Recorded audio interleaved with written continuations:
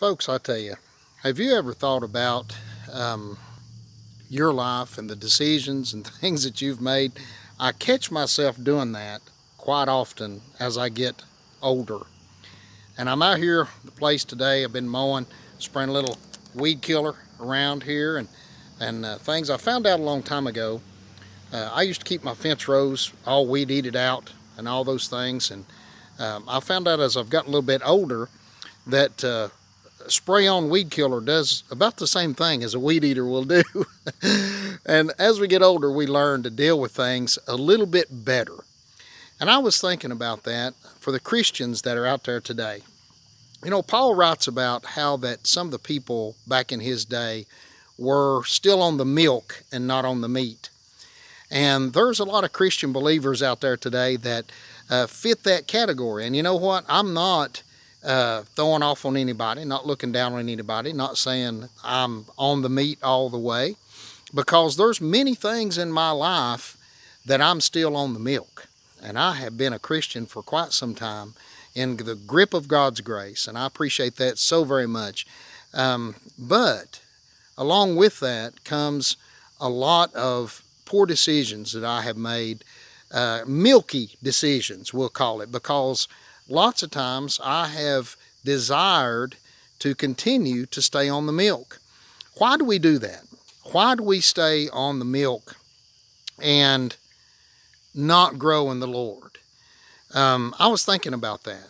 And you know, I like milk. I like to drink milk. I like chocolate milk. I like ice cream. I like anything like that. Why do we tend to like that so much? Because it's easy. It's easy to drink. It's easy to, ice cream is good for most everyone, I think. But a lot of times the meat of what we need, like liver. My mother loves chicken livers. Have no idea why. I just don't understand that. Who would eat the liver of a chicken? I have no clue. But she goes to Kentucky Fried Chicken, I would say on average once a week, to get chicken livers, and she loves those things. I would eat them if somebody forced me to. Now that's a type of meat that I don't like. Now some of the meat that we have to endure as a Christian, we don't like. So we stay away from that. We stay away from the things that will help us grow the most, and we tend to take the easy way out. If we were there today and there was a big old bowl of chicken livers sitting on your dining room table, and then there was a bowl of ice cream, which would represent the milk. Now, I don't know about you, but I can tell you with 100% assurity that I would eat the ice cream. I'd eat the hound out of the ice cream. And I wouldn't even feed the chicken livers to the dog. I just wouldn't. And a lot of us approach our Christian life in the same way. A lot of times in front of us is two different decisions. A bowl called the easy way, which is the milky way, and a bowl called the meat way. Sometimes the meat doesn't taste good. Sometimes we wonder why in the world we have to eat that meat when we hate it. We hate the taste of it. We hate the look of it. We hate the smell of it. We hate the consistency as we chew it. You might say, Tony, how does that compare? A lot of times we don't choose to learn the hard lessons of life because they don't taste good. The consistency in our being. Have you ever eaten something that's got gristle that's in it, a piece of meat or something like that? Immediately when you chew down, you know it. You know it's there. And if you're in a restaurant, you try to kind of hide getting the napkin to get it out of your mouth because you don't want to chew it up and you don't want it.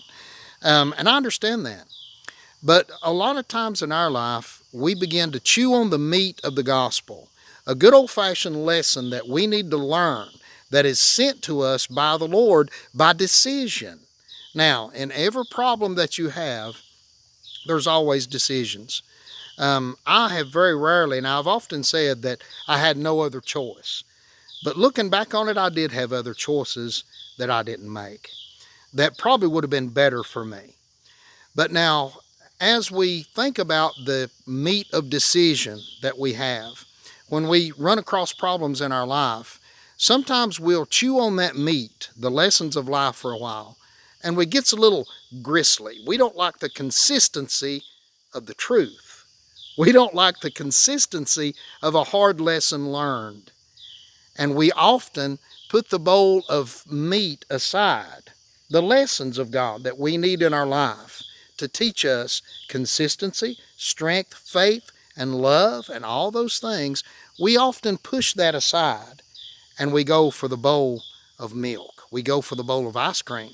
Why is that? And let me tell you what ice cream does for us. It's wonderful to the taste, but some people are lactose intolerant, but they like ice cream so much they'll eat it anyway, regardless of what it does to them. I've got a friend of mine who is lactose intolerant, and he loves ice cream, and he'll eat it and suffer for overnight. A lot of times we drink the milk of the lessons of life, and we suffer for that instead of just staying away from that, growing into the meat, eating the meat of the lessons of life, eating that meat and letting it nourish us in a lot of different ways. If we ate nothing but ice cream in our life, we would be overweight. We would probably have high cholesterol. We would probably have diabetes, something along that line. There's consequences of always eating meat, of always drinking milk, or always eating ice cream. There's consequences for that. But if we eat a variety of meats, now there's some vegetarians out there that's going to hate me for this, but I understand that. But, Christ even had fish and all those things. So I'm not saying if you're a vegetarian it's the wrong thing, but I'm just saying I'm a meat lover, steak guy, love it with all my might. But a lot of times in our life we need, for good healthiness, even mental health, we need a balanced diet. And in our Christian life, we need a balanced diet of meat. We need to chew on the hard lessons of life, not push them away and go the easy way out. Folks, in this day and time, we need people of God who is going to eat the meat, learn the lessons of God, and be mature Christians of the Lord. I love you today. God bless you is our prayer. You have a good day. Go eat some meat. I love you.